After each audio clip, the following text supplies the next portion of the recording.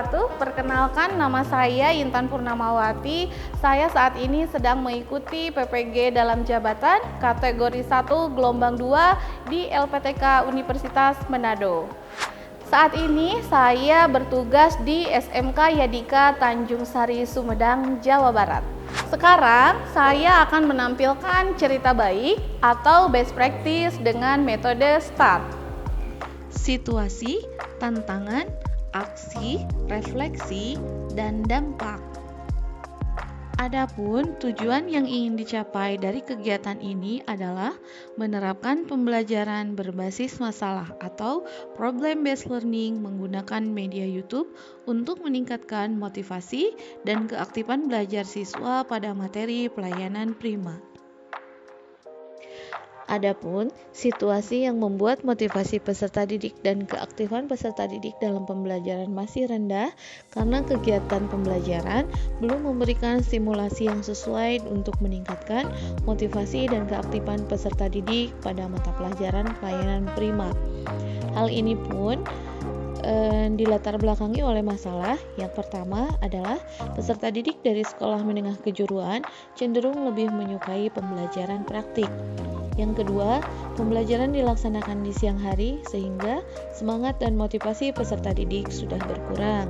Yang ketiga, peserta didik yang mengalami masalah dalam keluarga sehingga mereka mengalami atau tidak adanya perhatian dari pihak keluarga. Yang keempat, media pembelajaran yang digunakan masih belum disesuaikan dengan karakteristik dan situasi peserta didik.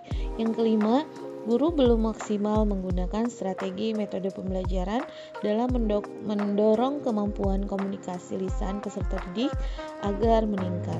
Kemudian yang keenamnya, kebiasaan menggunakan HP atau gadget yang berlebihan sehingga hal tersebut membuat konsentrasi menjadi rendah serta motivasi pun rendah.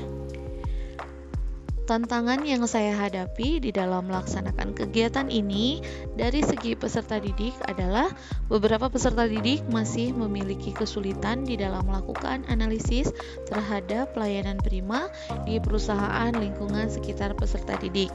Kemudian, pada saat mengerjakan LKPD, masih ada kelompok yang menyelesaikan tidak sesuai dengan waktu yang ditetapkan. Kemudian, yang ketiga, peserta didik kurang memahami pertanyaan di LKPD. Kemudian, dari segi guru belum dapat memanage waktu dengan baik sehingga waktu kurang atau tidak sesuai dengan rencana. Yang keduanya, guru masih belum terbiasa menggunakan model pembelajaran PBL. Dan dari segi sarana prasarana, peserta didik ada yang tidak mempunyai HP sehingga tidak bisa mengakses evaluasi, refleksi, bahan ajar, dan media lainnya berbasis internet.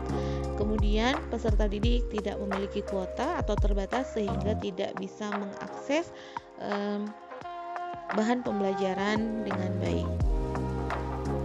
Untuk menghadapi tantangan-tantangan di dalam melaksanakan kegiatan pembelajaran ini, saya melakukan kolaborasi dengan guru ataupun teman sejawat, kemudian konsultasi dengan kepala sekolah, berdiskusi juga dengan orang tua, serta melakukan komunikasi yang baik dengan peserta didik. Semuanya itu dilakukan untuk mencari solusi-solusi terbaik di dalam penyelesaian di dalam menghadapi tantangan-tantangan ini. Aksi yang dilakukan untuk meningkatkan motivasi peserta didik serta keaktifan peserta didik, guru menggunakan model pembelajaran problem based learning, kemudian membuat ice breaking dan menggunakan quizzes dalam tahap evaluasi atau post test.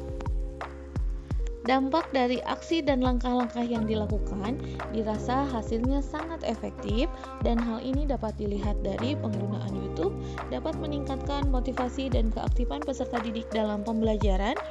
Pemilihan metode yang variatif sangat efektif untuk meningkatkan ketertarikan dan keaktifan peserta didik di dalam proses pembelajaran. Pemilihan model pembelajaran PBL peserta didik dapat memotivasi peserta didik di dalam bersaing dengan peserta didik lainnya dan meningkatkan keaktifan peserta didik. Kemudian pelaksanaan ice breaking dapat meningkatkan semangat dan motivasi peserta didik, dan penggunaan media quizzes meningkatkan keaktifan peserta didik di dalam melakukan evaluasi akhir.